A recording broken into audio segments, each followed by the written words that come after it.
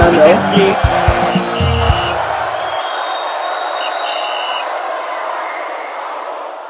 Hello guys, good morning and welcome back to the channel. And we give you exclusive updates about happenings in the world of sport, from fans' reaction to pre and post match. Trust me, we'll bring it to you as it happens. Of course, I have my brothers here once again, Official Allah and AY Baba. It's good to have you guys back on set. Yes, join us on social media platform on Facebook, TikTok, Instagram, Twitter, and of course, I will bring the full package all at Final Whistle 931. Official Allah and AY.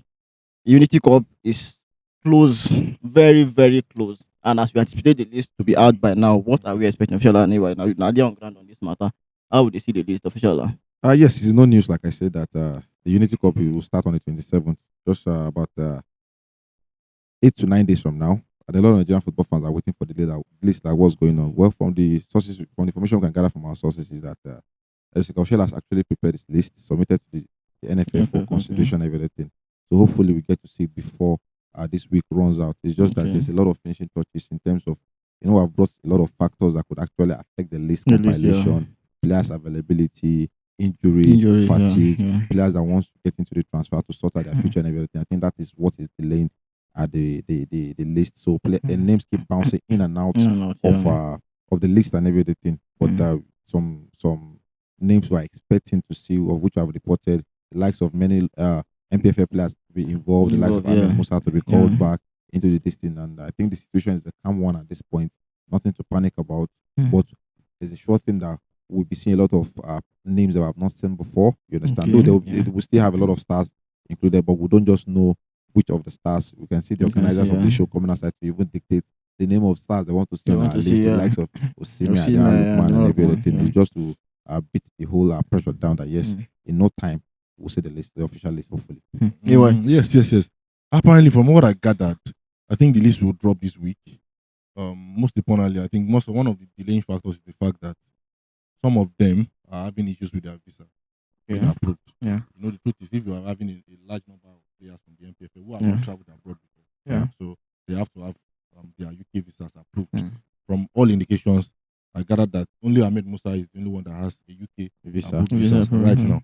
So the likes of the other players that have always been in the league in the NPFL, before you enter the UK, you have to make sure that you have you don't use the back door. so I think the NFF are trying to ensure that all of these players have a UK visa and ensure that everything is sorted. Their travel itineraries are actually planned out well, because from indication we are going to see close to 10 or 11 local league players in this Super Eagles call-up list that we're expecting. Possibly maybe around 13 foreign players. So I think that matches 23. 23.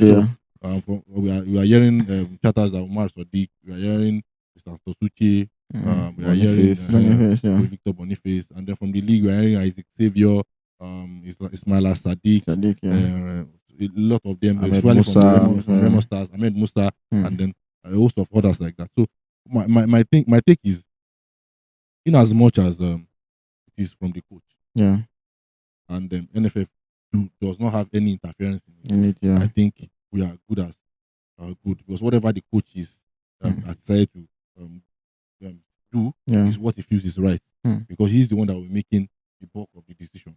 So if he feels like I'm okay with going with 10 players from the NPFL, I'm okay with even going with the 23-man players from the NPFL.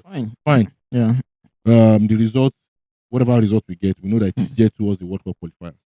But as far as we are concerned, I cannot wait to see the 23-man list. Hopefully this week, as we've had, and then we can actually plan for the Unity. AY, you cannot tell. Do you think NFF will not play their own role in that list? No. The truth is, I'm just cutting them slack.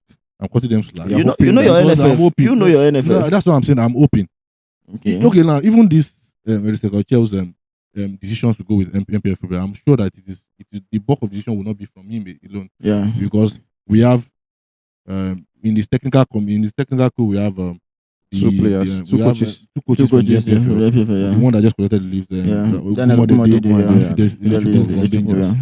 and the normal protocol is that after you have done with you are as the coach, you are done with the list, having consulted these 2 coaches Yeah. that are in charge of the home base, Okay. then you now submit it to the technical department of the NFF, NFF, where we okay. have the likes of Austin Eguavon and Victor Gbeba and the Gbeba, likes. yeah. So they are the ones that will now scrutinize the list to Okay. now see whatever is there. And then in their own words, according to the last call up, Yeah. they said they can only advise. Okay. They cannot They cannot interfere. impose, yeah. They cannot impose. Yeah. So let's wait till when the list is out. It's out. If Okay. you see any names, trust us now. If you see any names that does not deserve Oh, to come be there, here. like official last word, that is not deserving, we will now Okay. deserving scrutinize and But anyway, my thinking is, because you made mention of the visa issues and everything.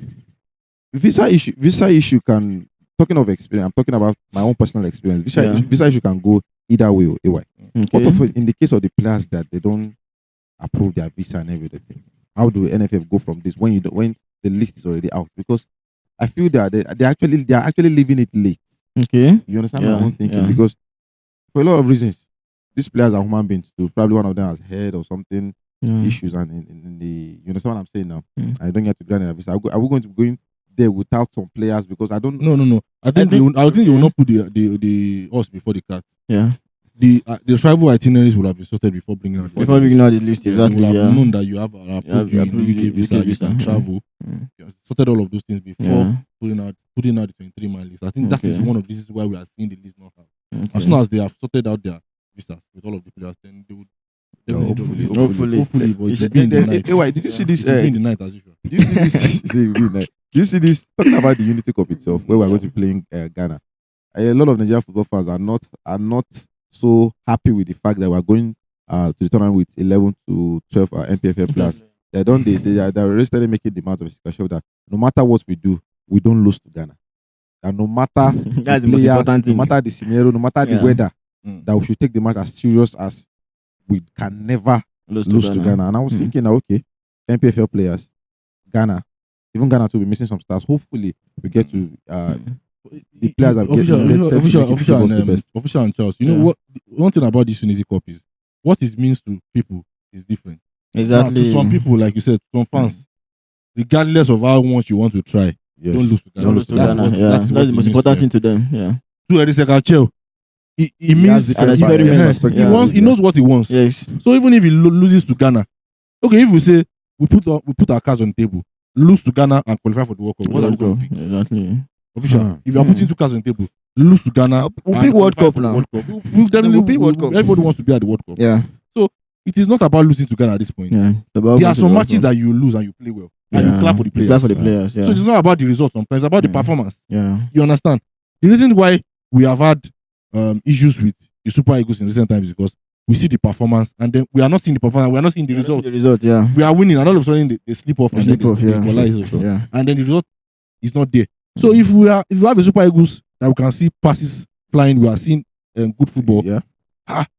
This is what we want to see going into the World Cup. No matter how anything we catch, the rest of the World Cup, we know that going to the World Cup, we are confident. That even without Victor Osimhen, even without we have ballers. We can still strive. Yeah. You understand? We can still strive. We can still survive any weather. So that is what it means to the coach. We are trying to revamp the Super Eagles. Okay. So in doing that, so many things will happen. Even gold, when it goes through fire, you have to go through fire rather than become gold. So whether we lose to Ghana, the ego is there. Nobody wants to lose to Ghana. Yeah. Regardless of whether we lose to Ghana, the point of this Unity Cup is to prepare us for the World Cup qualifier. Wow, thank you, AY. Thank you, official. Yes, the point of this Unity Cup is to prepare us for the World Cup, according to AY. And he hopes that NFF don't take part in making that list or even making the decision or imposing players on the coach. And that's our time. And finally, so don't forget to like, share, comment, and subscribe. We'll see you again next time. Thank you.